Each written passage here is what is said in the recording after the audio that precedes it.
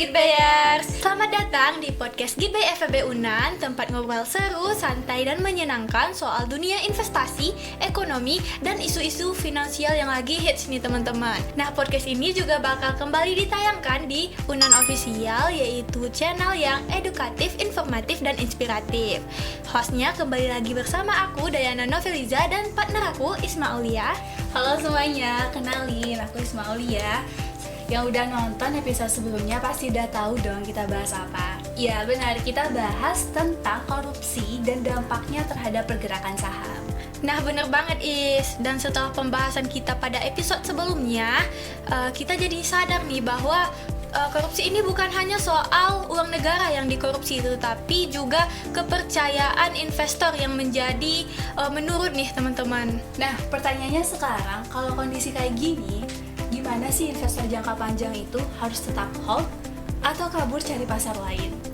Tapi tenang aja teman-teman, karena kita bakal bahas tuntas di episode kali ini. Tentu saja masih bareng narasumber kita pada episode sebelumnya, yaitu Bang Dapi. Halo Bang Dapi. Halo, jadi senang bisa lanjut di topik kali ini ya, karena memang menurut Abang topik kali ini tuh memang penting buat investor jangka panjang. Oke Bang Dapi, kalau kita lihat kondisi sekarang nih Bang, banyaknya kasus korupsi besar di BUMN, terus juga IHSG yang masih fluktuatif, dan investor asing juga mulai keluar. Terus kalau menurut Bang Dapi nih Bang, apa langkah pertama yang harus diambil oleh investor jangka panjang? Oke, jadi ceritanya udah terjadi kan. Jadi kalau misalnya udah terjadi, apa yang sebagai investor nih harus lakukan gitu kan. Jadi sebagai investor ya, sebagai orang yang memang aktif di pasar saham juga gitu kan. Jadi kalau abang pribadi biasanya tuh ya kita tetap tenang gitu ya, tetap tenang, terus jangan panik gitu. Nah biasanya di pasar saham kayak gitu, terkadang udah ada isu A, isu B, isu C, atau ada perusahaan ini kayak gini-gini, perusahaan ini kayak gini-gini, semua orang tiba-tiba udah buy semua, tiba-tiba orang udah sell semua, sehingga saham tuh tiba-tiba anjlok, tiba-tiba naik, tiba-tiba ARA, tiba-tiba ARB gitu kan. Jadi ketika apapun hal yang terjadi, apapun yang misalnya ada isu yang terjadi, isu yang terdengar nih dengan desas-desisnya gitu kan di telinga para investor gitu kan, para trader, coba bawa tenang dulu, jangan panik, coba lihat lagi perusahaannya tuh sebenarnya ada apa di balik perusahaan ini. Coba dipastikan lagi, ini hoax atau enggak gitu kan. Misalnya yang paling sering terjadi nih hoax yang ada di Indonesia ini biasanya perusahaan A akan diakuisisi oleh perusahaan berasal dari Cina, perusahaan B akan diakuisisi oleh perusahaan ini, perusahaan C bakal dibeli oleh ini. Nah sehingga isu-isu itu membuat orang-orang tuh pada nge-buy saham itu semua gitu kan. Jadi belum tahu kepastian informasi itu, tiba-tiba udah pada beli semua gitu, udah pada sell semua. Jadi sebaiknya gitu kan, sebaiknya sebagai investor yang lebih berpikir kritis kalau kata abang tadi kan. Jadi kita harus tenang, jangan panik, kita coba cross check lagi apa yang sebenarnya terjadi di saham itu. Apa benar nggak informasinya, valid nggak informasinya, siapa yang ngasih informasi ini gitu.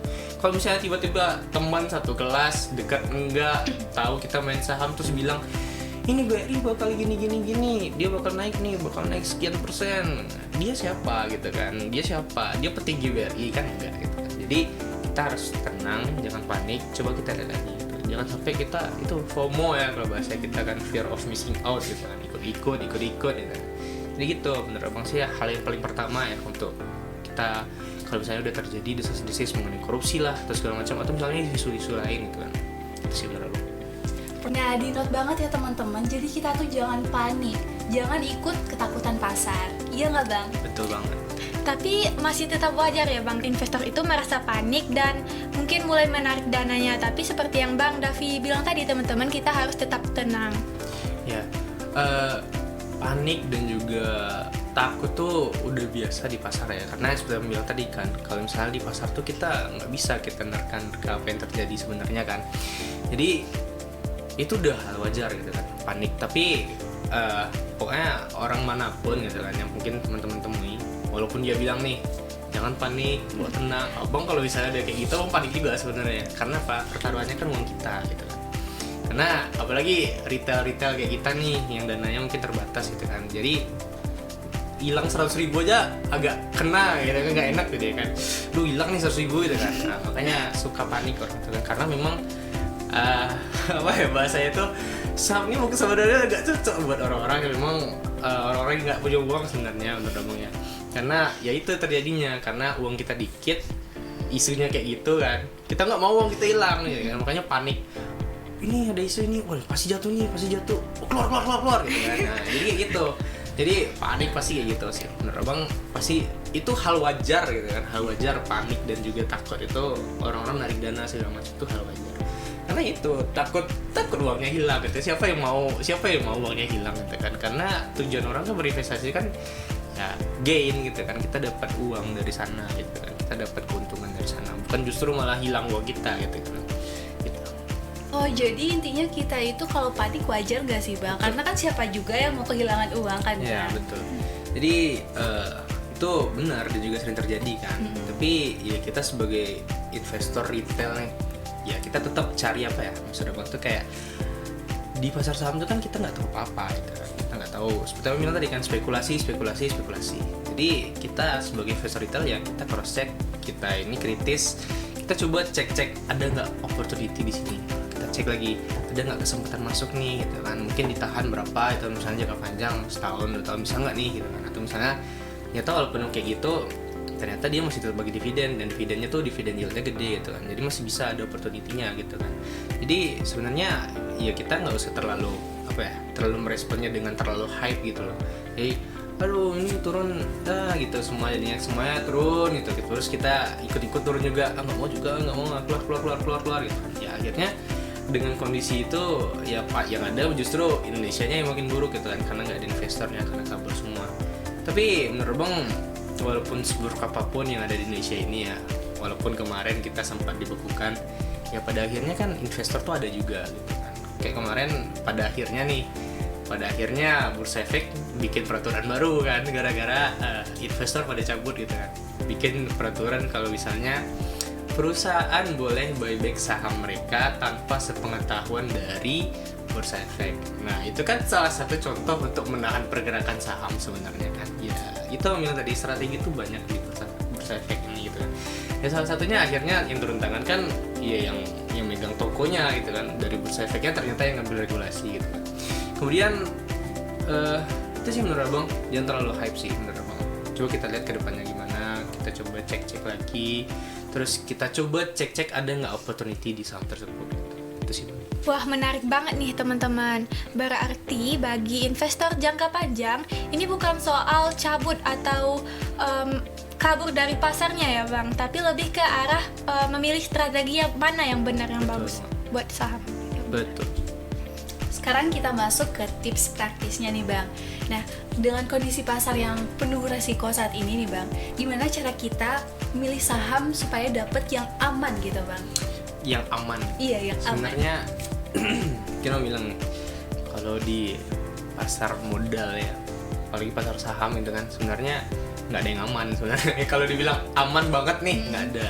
Cuman kalau dibilang adalah yang aman-aman sedikit lah gitu kan, yang bisa at least kalau misalnya kita punya manajemen risiko yang mungkin bisa nanggung sampai 10%, di perusahaan itu kita bisa kayak ngurangin jadi 5% aja gitu kan. Jadi kalau misalnya kita memilih memang perusahaan-perusahaan yang memang aman gitu kan, yang memang ya oke lah, jangan aman lah bahasanya ya, oke untuk kita masuk itu ya. Yang penting yang bilang tadi kan, kita harus cek backgroundnya gitu. Yang paling penting itu kan tata kelola. Kita kan bahas korupsi nih, korupsi ini kan terjadi kan karena fraud itu kan gara-gara ya tata kelolanya nggak baik gitu. Jadi dengan kondisi ini ya yang paling utama ya kita cek governance-nya, good governance enggak gitu. Dia nerapin good governance enggak gitu. Tata kelolanya baik atau enggak gitu. Gimana atas ke bawahnya, bawah ke atasnya gitu kan. Terus pengawasannya gimana, bagus atau enggak gitu kan. Terus siapa di balik itu gitu kan.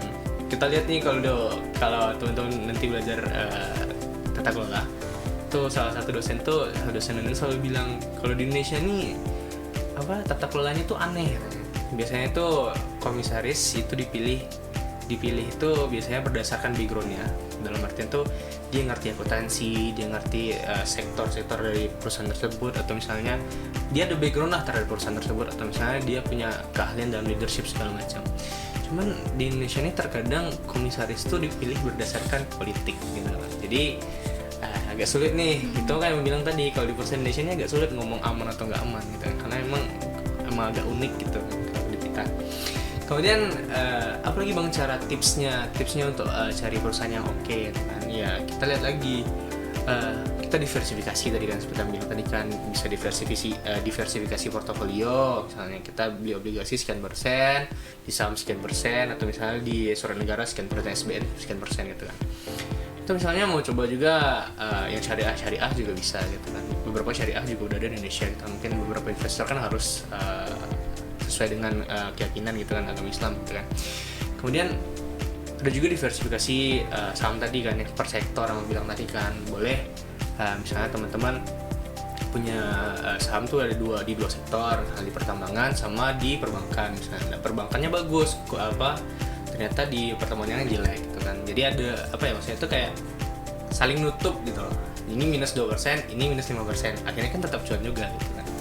Kemudian gimana lagi tipsnya bang gitu kan, kita sebagai investor pun tetap harus di investor tuh harus punya dasar-dasar kemampuan juga, punya dasar-dasar ilmu juga ya.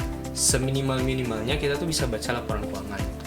Jadi ketika kita cari saham yang oke gitu kan, kita harus bisa baca laporan keuangan gitu kan, labanya kemana gitu kan, labanya gimana itu kan, berapa persen yang dibagikan ke pemegang saham, berapa aja konsisten nggak, stabil nggak gitu kan labanya gitu kan, berapa ininya, berapa itunya, kita tahu gitu loh.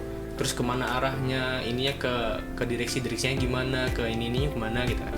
Jadi kita bisa baca gitu kan semuanya. Jadi kita tuh bisa ngeprospek ke depan gitu loh, kayak waduh ini bagus nih, labanya sekian persen naik nih dari bulan kemarin, atau misalnya dia naik nih dari tahun 2023 sampai 2024 nih, ternyata ada kenaikan dari laba itu, ternyata ada sekian persen nih. Misalnya anggaplah misalnya lagi bagus banget kenaikannya misalnya kayak 30% dalam 1 tahun gitu kan.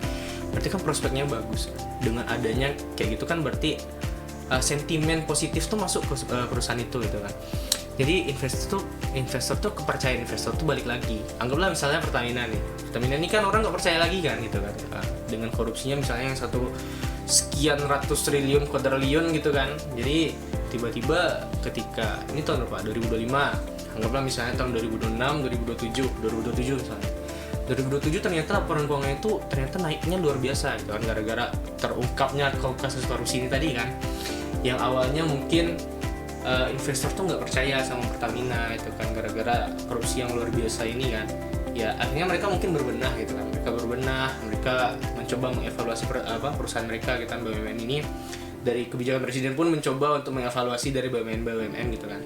Jadi pada tahun 2027 ternyata pada akhirnya dengan adanya evaluasi ini misalnya labanya bagus gitu kan, terus orang di belakangnya juga bagus, tata kelolanya juga bagus, labanya naiknya misalnya ratusan persen daripada tahun 2025 gitu kan. Ya akhirnya investor kembali percaya gitu kan, kembali oke lagi kita masukin nih, misalnya kategorinya jelek banget gitu. Misalnya Pertamina ini jelek banget di tahun 2006 jelek aja, di 2027 dia udah bagus, laporan keuangan bagus, akhirnya kita masukin dia di kategori yang saham yang oke akhirnya gitu. Jadi banyak cara untuk misalnya memilih saham gitu kan di bursa efek ini.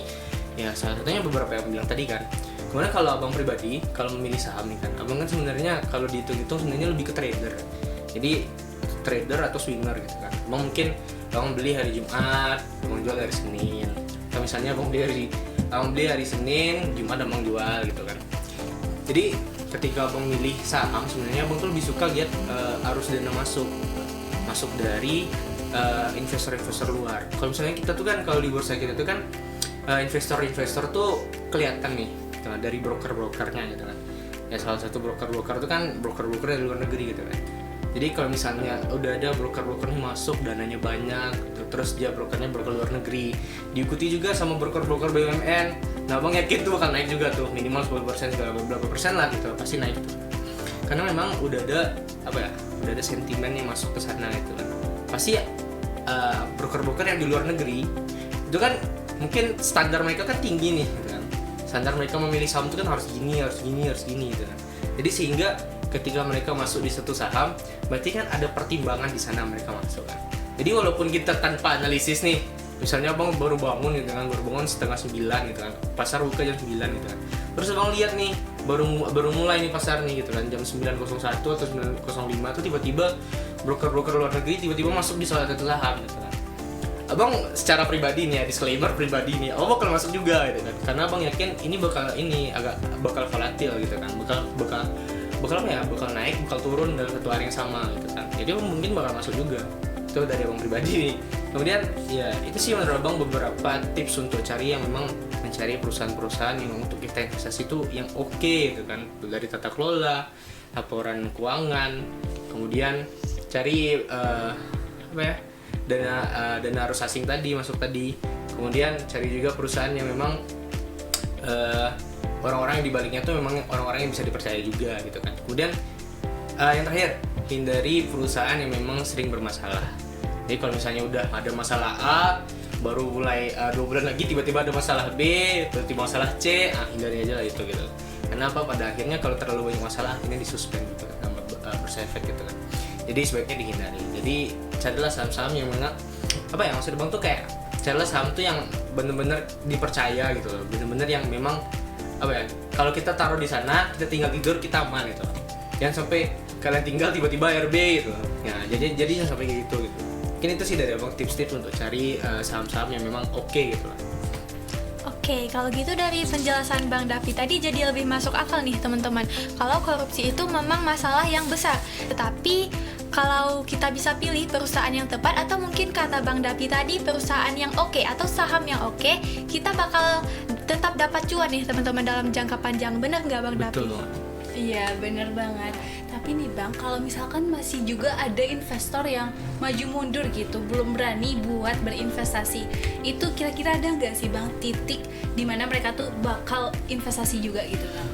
Oke, kalau misalnya kita bicara tentang orang yang masih ragu juga nih, walaupun udah ada strateginya segala macam, udah bang jelasin segala macam, masih ragu juga untuk berinvestasi, untuk mulai berinvestasi.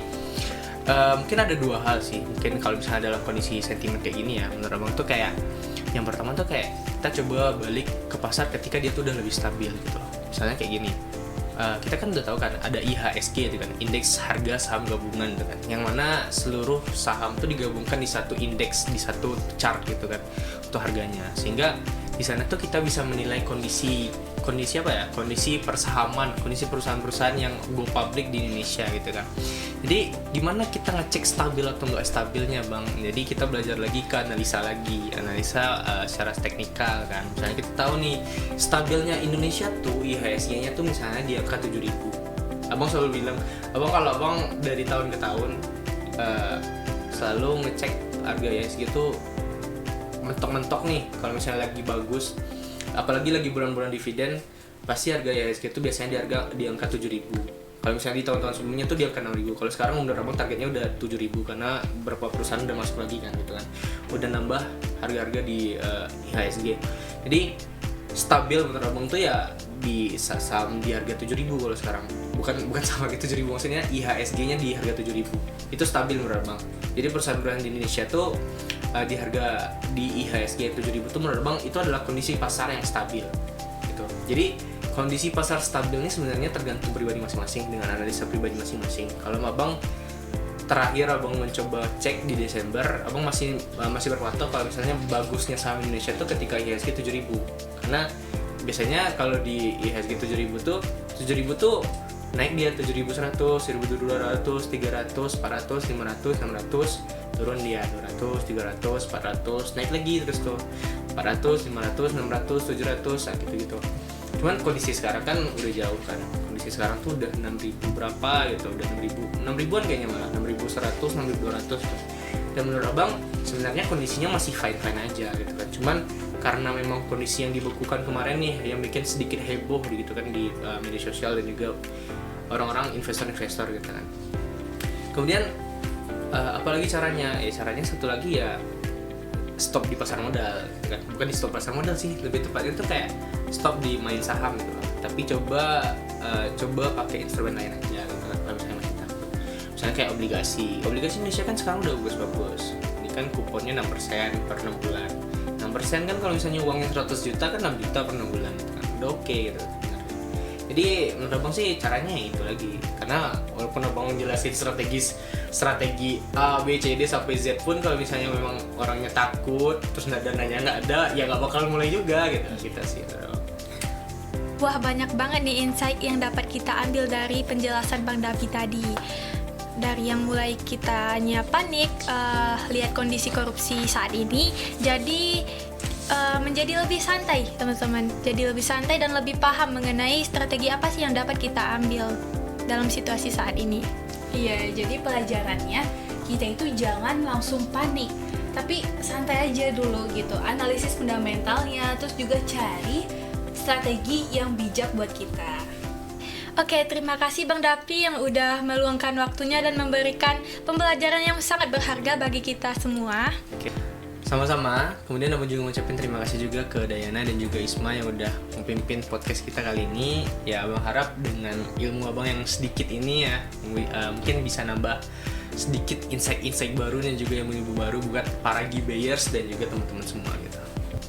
Nah, buat sobat Gitbayers yang punya pertanyaan atau request topik buat selanjutnya, boleh di komen di YouTube ini, di video ini, atau di DM IG kita di sini. Dan jangan lupa juga buat follow podcast ini supaya teman-teman gak ketinggalan video berikutnya. Sampai jumpa. Bye-bye.